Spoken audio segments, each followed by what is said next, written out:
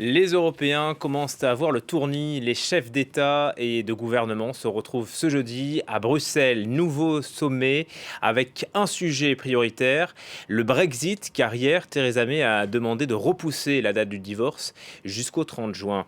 On retrouve notre envoyée spéciale à Bruxelles, Caroline de Camaret. Bonjour Caroline. Vous suivez donc cette nouvelle édition. Que Bonjour. faut-il en attendre ?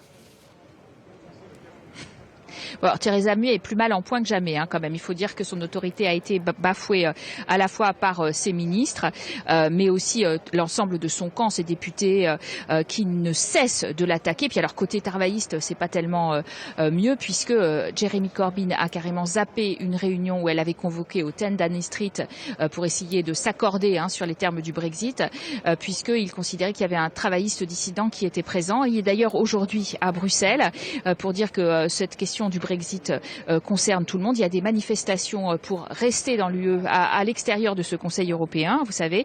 Et puis, c'est vrai que la cote de popularité plus globale de Theresa May, elle est quand même assez haut parce que les Britanniques lui reconnaissent une certaine ténacité. En attendant, elle demande un report et ça pose un vrai problème aux Européens. D'abord parce qu'elle a demandé la date du 30 juin. Alors, Jean-Claude Juncker, le président de la Commission européenne, a rappelé qu'il y avait des élections du 23 au 26 mai et qu'il suggérait plutôt la date du 23.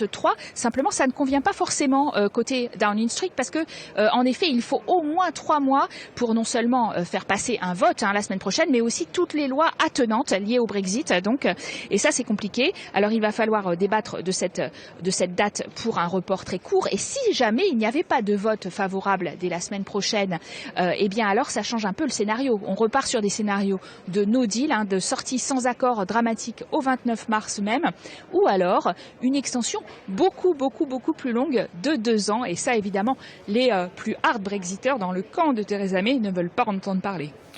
Caroline, le sommet est sur le point de commencer et Theresa May, avant cela, a rencontré différents chefs d'État, dont Emmanuel Macron.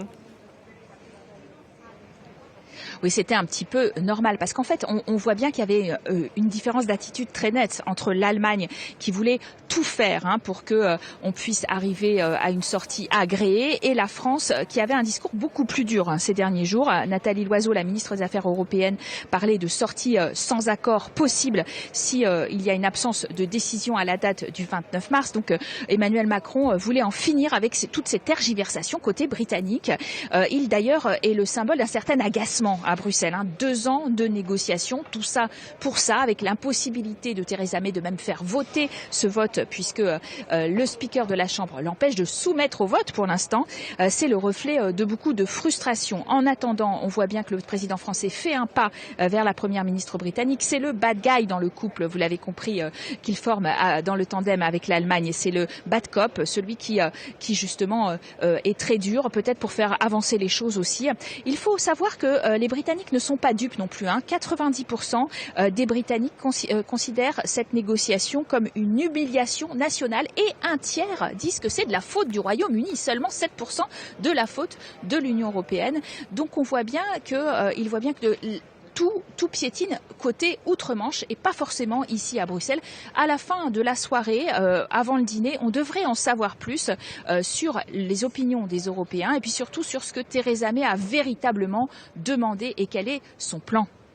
Oui, et justement, le patronat et les syndicats britanniques appellent à un sursaut face à l'urgence nationale. Merci beaucoup, Caroline de Camaret. On vous souhaite une bonne journée à Bruxelles.